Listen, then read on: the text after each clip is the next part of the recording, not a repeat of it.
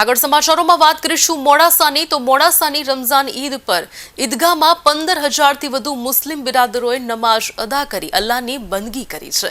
મુસ્લિમ ધર્મમાં રમઝાન માસને વિશેષ માનવામાં આવે છે, ત્યારે પવિત્ર ગણાતા રમઝાન માસમાં મુસ્લિમ બિરાદરો રોજા રાખીને અલ્લાહની બંદગી કરતા હોય છે। મુસ્લિમ બિરાદરો દ્વારા રમઝાન માસમાં એક માસ સુધી ઉપવાસી રહીને રોજા રાખતા હોય છે અને જ્યારે ઈદનો ચાંદ દેખાય ત્યારે એ દિવસે રમઝાન ઈદ મનાવતા હોય છે। ત્યારે 30 દિવસ રોજા બાદ ચાંદ દેખાતા અરવલ્લીના મુખ્ય મથક મોડાસા ખાતે રમઝાન ઈદની ભવ્ય ઉજવણી કરાઈ હતી। મોડાસા શહેરના માલપુર રોડ પર આવેલી ઈદગાહમાં 15,000થી વધુ મુસ્લિમ બિરાદરોએ નમાઝ અદા કરીને એકબીજાને ગળે મળીને રમઝાન ઈદની શુભેચ્છાઓ પાઠવીને રમઝાન ઈદની ભવ્ય ઉજવણી કરી હતી।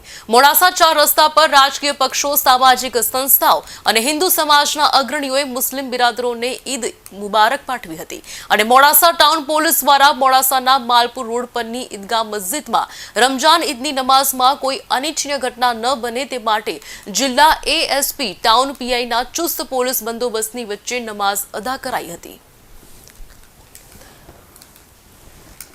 આજે ઈદ ઉલ ફિત્રનો દિવસ હતો।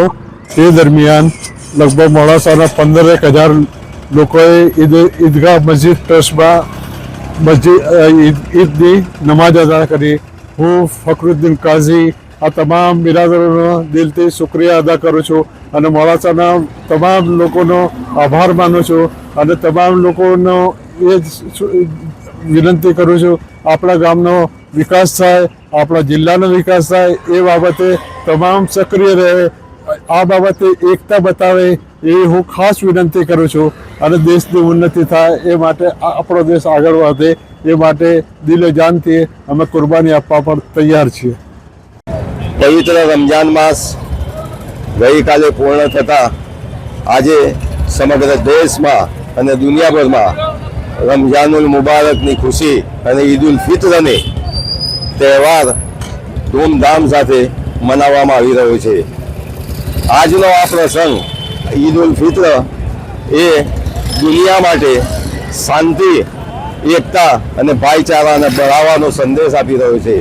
દરેકને મારી અપીલ છે કે આ તહેવારમાં સૌ સાથે મળીને આપણે આપણા દેશ માટે, આપણા પોતાના સૌના માટે એકતારૂપી એના વિકાસ માટે એમાં આપણે સતત સહયોગ આપીએ।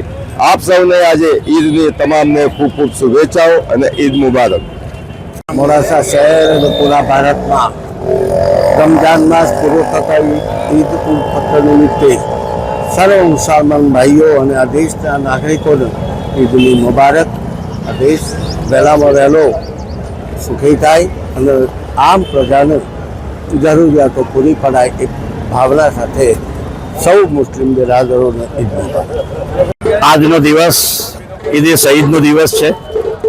ઈદ ઉલ ફિત્ર અલ્લાહ તાલા દ્વારા તેમના અનુયાયીઓ જે રમજાન માસમાં જે રોજા રાખ્યા છે, રોજા એ ભૂખ કે પ્યાસ માટેના રોજા નથી હોતા, બલિદાન અને ત્યાગ અને લોકોની ભાવનાઓને સમજીને પોતાની જે આંતરિક ઈચ્છાઓ હોય છે એ ઈચ્છાઓને નિયંત્રણ કરવી અને જેને સૃષ્ટિનું સર્જન કર્યું છે તેમની સાથે આત્મસાત કરવો અને આજની આ ઈદ ઉલ ફિત્રની નિમિત્તે હું તમામ ગુજરાતના અને ભારતના લોકોને ઈદ ઉલ ફિત્રની મુબારકબાદી આપું છું અને ભારતમાં જે પરિસ્થિતિનું નિર્માણ થયું છે, ગંગા જમનાર તહેજીબને મજબૂત બનાવવા અને લોકોમાં મોહબ્બતનો